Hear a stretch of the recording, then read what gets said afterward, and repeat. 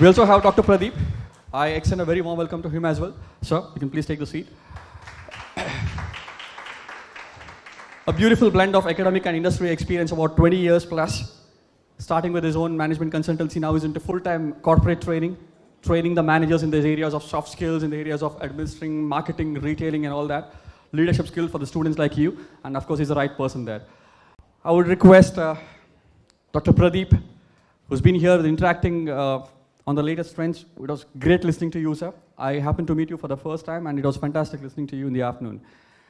I would like you to express your opinion, the supply chain industry, especially with the global scenario.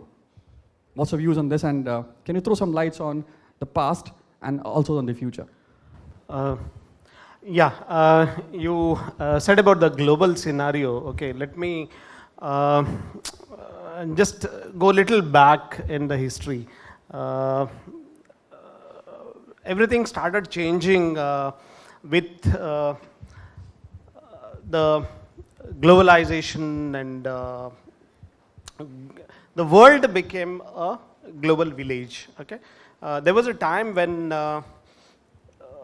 we wouldn't know what is happening in some of the Western countries, or for that matter in our neighboring country, what is happening, we wouldn't know. But today the things are totally different, and the world has become a global village, with especially the LPG. LPG is liberalization, privatization, and globalization which came into.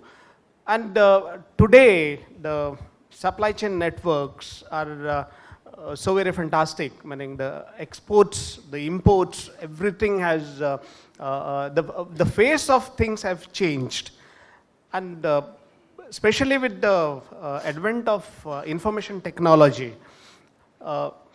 we never heard of companies, foreign companies coming and operating in Goa. There was a craze. Like I remember, there's a place called as Bhatkal, a few kilometers from here. So I remember some 10-15 years back, coming specially from Goa to Bhatkal. You all know why? To buy imported goods. Today that is not the scenario. I have no clue what is the position of Bhatkal today, whether they still sell those imported goods in bulk or wholesale, or I have no clue. But then today the scenario has totally changed. You get any product in Goa, or any village for that matter, any of the stores are selling imported goods.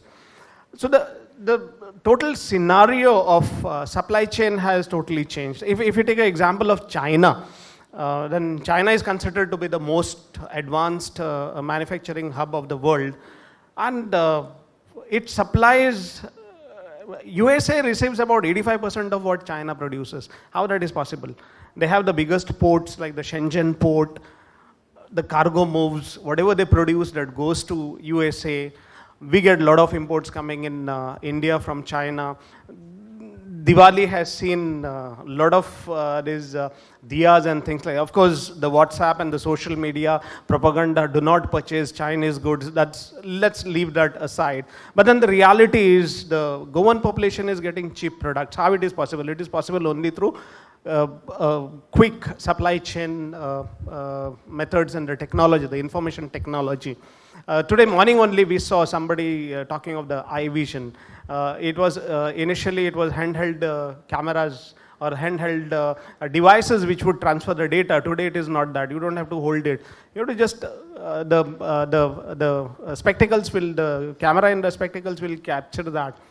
The orders will be sent to the far off, maybe in some other country location where the goods will be manufactured, and then they will be dispatched.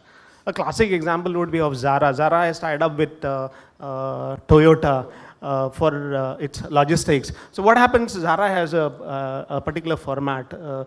About more than 50% of the manufacturing happens in the center that is based in Spain.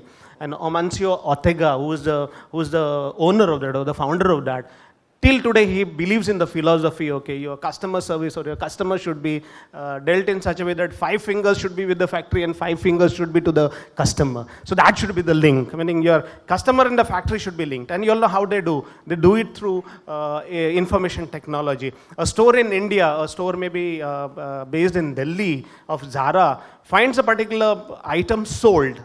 Zara deals in fashion garments. A particular item is sold. Immediately that data is transferred to the head office based in Spain. The information goes over there and the manufacturing for the next item starts. They do not have items which are multiple. They have unique items, maybe 1 or 2 pieces of each item. They're in fashion, so fashion cannot be repeated, right? I remember incident of this thing, if I'm not mistaken, it is between Rekha and Madhuri Dixit. A particular designer's garment, it was Wendell Rodrigues had designed a particular garment for both these ladies. And it was same. Both these ladies had purchased the same garment. So it so happened that both were supposed to go to a particular party. And one of them calls the other and asks, are you going to wear a Wendell Rodrigues? So that is the type of thing which happens. So Zara is very good in supply chain, and so the scenario of supply chain is changing, especially with the advent of information technology. And you take any sector for that matter, any industry. Like in morning, Dr. Sandeep was talking about supply chain in education. Of course, he just touched upon one particular aspect, that is the students. But then when we talk of supply chain, in education sector, it is not only the students, but there are a host of other things which come into play. The teachers, for example, the teachers play a very vital role. Some of the institutes, they have a high turnover, and it is believed that it is very difficult to get good teachers. So teachers become your very important input as far as the supply chain is concerned. So you take any sector, any industry for that matter, supply chain becomes the most essential. So just going by Ortega's philosophy, 5 fingers to the factory and 5 fingers to the customer, everything should be connected. Yeah, so I think with that I'll leave it to you to take it. Thank you, Dr. Pradeep. I would definitely come back to you for your more insights on the Yeah, global sure, innovations which is happening.